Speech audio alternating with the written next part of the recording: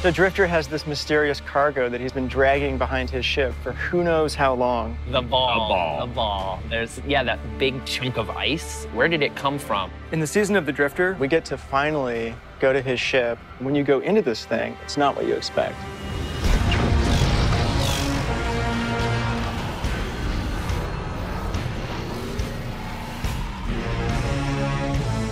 The Drifter has got some of the coolest lore in the game, and this entire release is focused on Drifter. Gambit is a chance at salvation. Take it.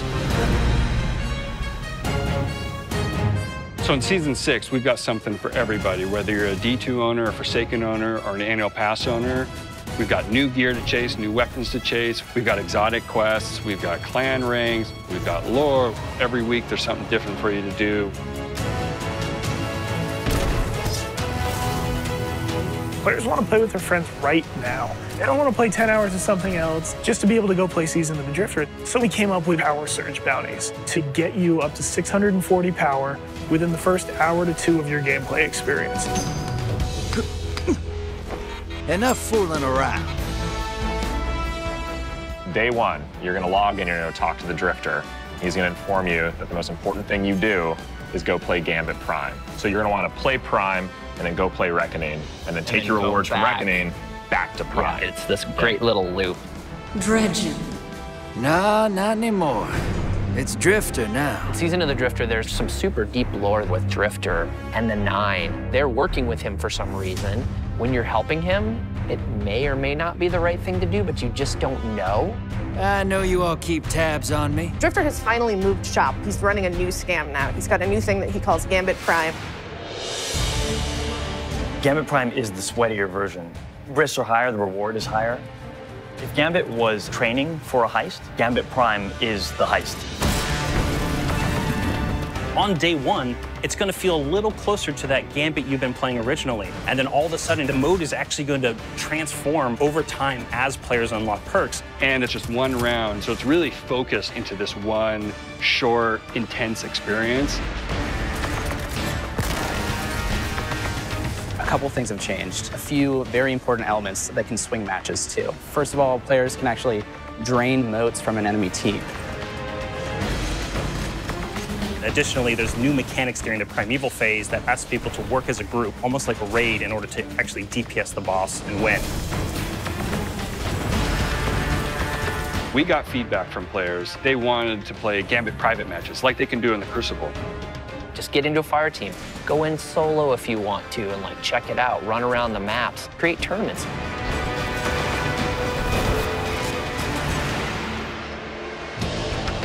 In the original Gambit, we had these 4 soft roles. The goal was with Gambit Prime, we wanted to really emphasize these roles and what can we do to make people feel like they are picking and playing a specific role. So we built brand new armor sets that allow you to basically lean into the roles that we built for the activity.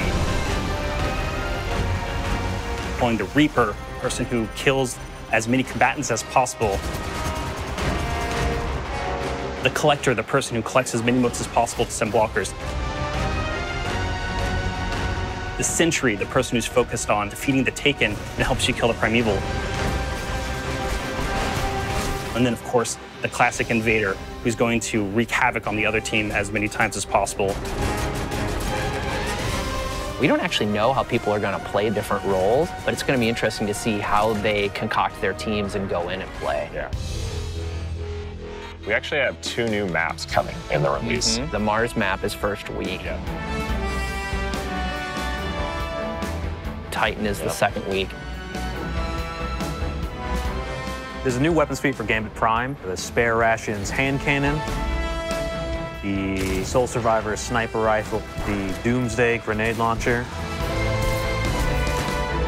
We're really excited about these weapons because not only do they play really, really well, but they look amazing.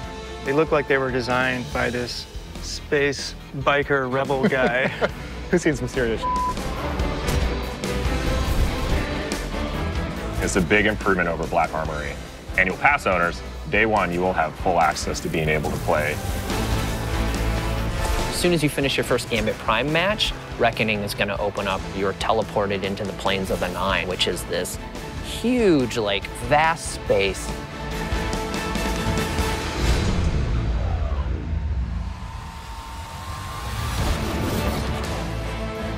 The Reckoning is a pinnacle PvE experience inside the Drifter's Ball, and it's pretty intense.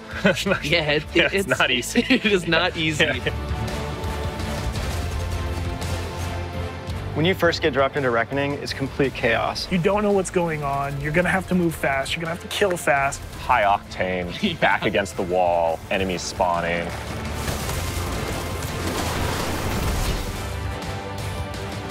You're getting attacked from all directions. Think the Crota raid from D1. At first, you're only going to have access to Tier 1, and then Tier 2 and Tier 3 will slowly unlock. It gets more and more chaotic. And there's a Killing timer everything you counting can, down the whole timer time. counting down. So every week, as you play through Reckoning, you're going to come out with more and more pieces of armor for Gambit Prime. Every piece of armor has the Drifter's snake decal on all pieces, and the color of that decal corresponds to the role that you're playing. So if you're an invader set, you've got these glowing, like, red snakes covering your entire armor set. So when you see someone come over, you're gonna know. Or if you see someone Imagine in the the ready room. If everyone is glowing and everyone has an aura, you should be expecting those top tier perks. You're gonna look across or look at your team and go, oh my God. Invaders! Yeah, that's crazy. Like, you don't know what's gonna happen.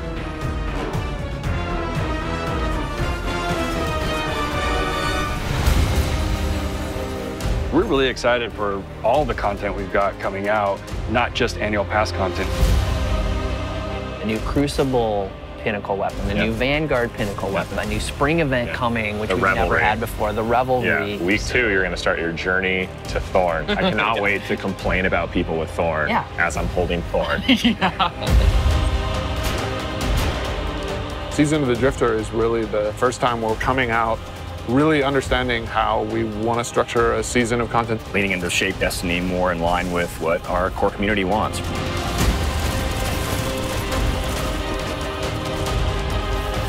We're starting to figure out what the roadmap for a Bungie-controlled Destiny looks like. This is one of the most exciting times. We're beginning to form up the muscles to make Destiny a quick reacting live game, and I can only see it getting better from here. This is just the beginning of a conversation that we're going to have with you about where Destiny can go. Right now, the team's upstairs testing Season of Opulence. We're already building plans for how to make the thing comes out after that even better. There's a thing that comes out after that? Well, for the next one. Until then, go check out Gambit Prime.